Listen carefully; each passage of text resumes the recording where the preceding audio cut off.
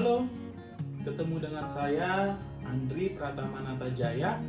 Saya akan mempresentasikan satu tugas yang diberikan oleh mata kuliah ekonomi mikro sebagai satu syarat penilaian juga. Saya akan membahas tentang satu topik mengenai teori biaya produksi.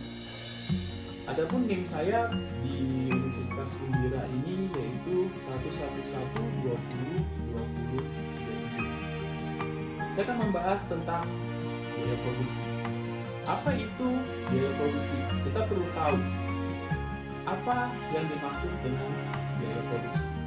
Menurut Sukirno di tahun 2016, biaya produksi itu dapat didefinisikan sebagai semua pengeluaran yang dilakukan oleh perusahaan untuk memperoleh faktor-faktor produksi dan bahan-bahan mentah yang akan digunakan untuk menciptakan barang-barang yang diproduksikan perusahaan tersebut.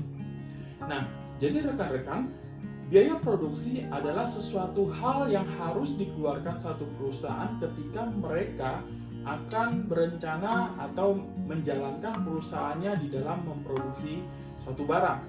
Apapun itu, mereka harus mempersiapkan biaya produksi ini, baik itu dari bahan mentah, tenaga pengolah, maupun juga alat-alat yang akan mengolah daripada bahan-bahan tersebut.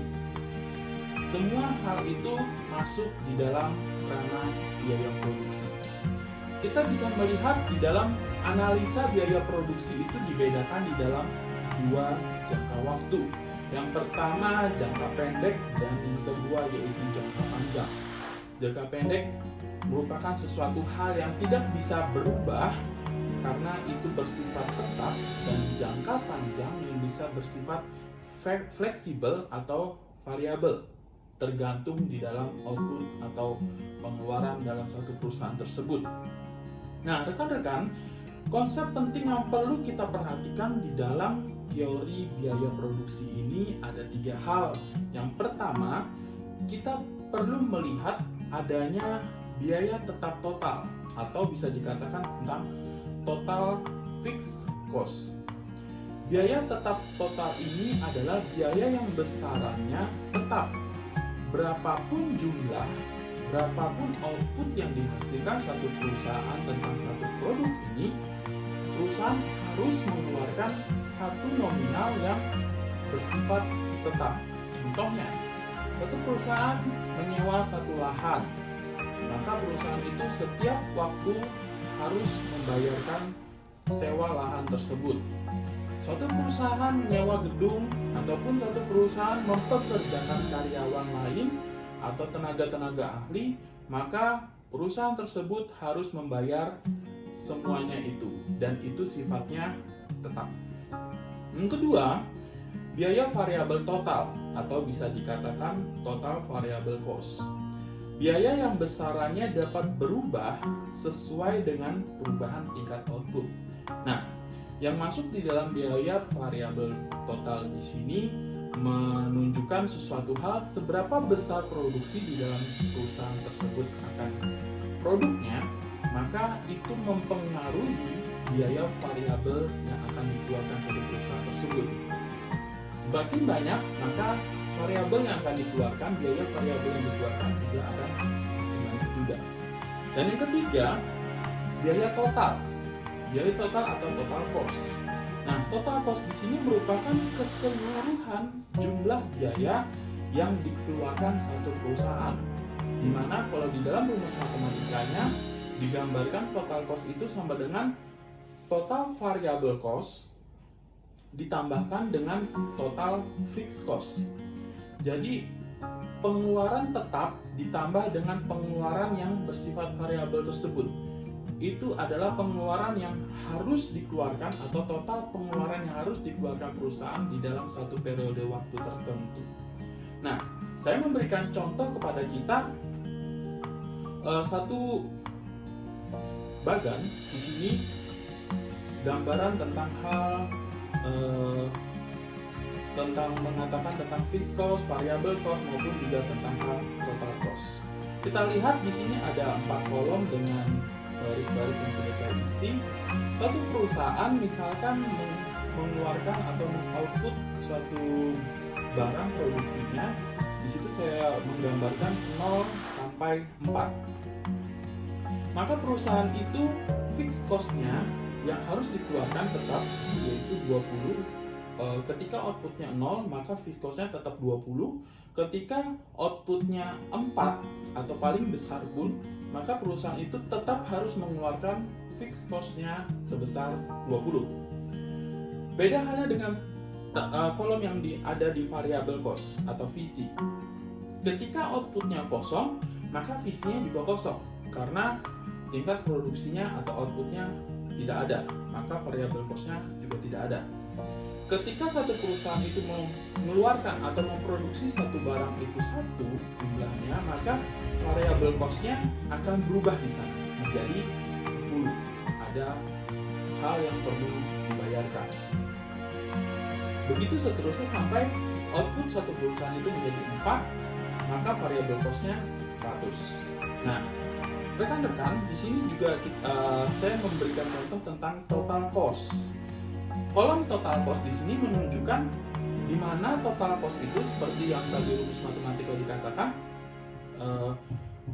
variable cost ditambah dengan fixed cost. Kalau kita lihat di baris yang pertama, fixed cost-nya ada 20. Lalu variable cost-nya ada 0, maka total cost yang perlu dikeluarkan satu perusahaan itu adalah 20, karena 20 ditambah 0. Ketika perusahaan itu memproduksi 1 atau outputnya 1, maka variable cost-nya menjadi 10. Maka total cost yang harus dikeluarkan adalah fixed cost 20 ditambah dengan variable 10, maka total cost yang harus dikeluarkan menjadi 30. Begitu seterusnya sampai ketika perusahaan itu memproduksi output 4, maka variable cost yang menjadi 100, maka total cost yang perlu dikeluarkan ialah fixed cost-nya 20 ditambah variable cost-nya 100, maka total cost-nya menjadi 120. Nah, rekan-rekan yang saya kasihi, di sini juga saya memberikan satu contoh tentang kurva gambaran daripada tabel tadi. Kalau kita lihat di situ gambarannya ialah garis yang kuning menunjukkan tentang fixed cost. Tadi yang saya katakan, seberapapun jumlahnya atau output suatu perusahaan mengeluarkan satu produksi barang, maka nominal yang dikeluarkan akan tetap. Ketika outputnya 1, maka fixed cost-nya 20 sampai 4 pun 20. Beda halnya dengan variabel tadi yang bersifat satu hal yang berubah tergantung dari output daripada perusahaan tersebut. Ketika outputnya 1, maka variabel cost-nya 10 akan meningkat. Ketika outputnya menjadi 2, maka cost yang dikeluarkan menjadi 30. Begitu seterusnya, ketika outputnya 4, maka cost yang dikeluarkan menjadi 100. Dan yang garis yang merah, kurva merah, di situ menunjukkan TC atau total cost. Total cost di sini menunjukkan bagaimana fixed cost ditambah dengan variable cost, maka itulah hasilnya tadi. Di sini gambarannya supaya lebih jelas, yaitu fixed cost-nya, contoh yang pertama output 1, fixed cost-nya 20, variable cost-nya ada 10, maka di titik merahnya total cost-nya ada di angka 30. Begitu seterusnya, ketika outputnya ada di angka 4, maka fixed cost-nya 20 ditambah variable cost-nya 100, maka titik total cost-nya ada di angka 120. Nah, begitu rekan-rekan. Di dalam hal teori biaya produksi juga mengenal adanya margin cost. Apa itu margin cost? Margin cost itu adalah tambahan biaya yang dikeluarkan setiap output yang dihasilkan.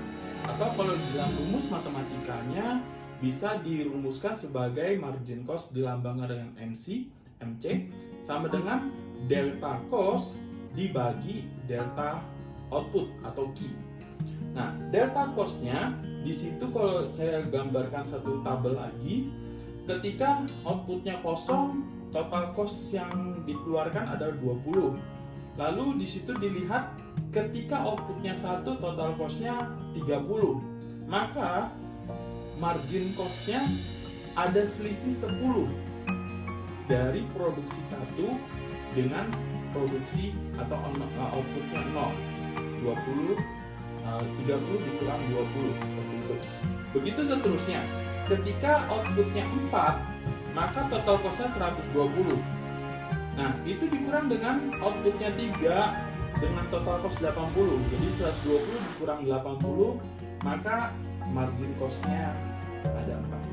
Nah, rekan-rekan, ini gambaran tentang hal biaya produksi di dalam satu perusahaan. Ketika mereka memutuskan memproduksi satu barang, maka ada hal-hal yang perlu diperhatikan. Adanya biaya yang tetap, ada biaya variabel yang terus berubah ketika mereka mau mengekspansi atau mengembangkan produksi mereka, maka akan ada satu biaya atau modal-modal yang lebih besar lagi yang harus mereka perhitungkan. Dan ketika semuanya itu mereka jalankan, maka akan ada total cost yang harus mereka terus keluarkan. Nah, hal ini yang bisa saya bagikan bagi kita semua tentang teori biaya produksi. Semoga ini menjadi pembelajaran yang bermanfaat bagi kita semua. Terima kasih, salam sejahtera bagi kita semua.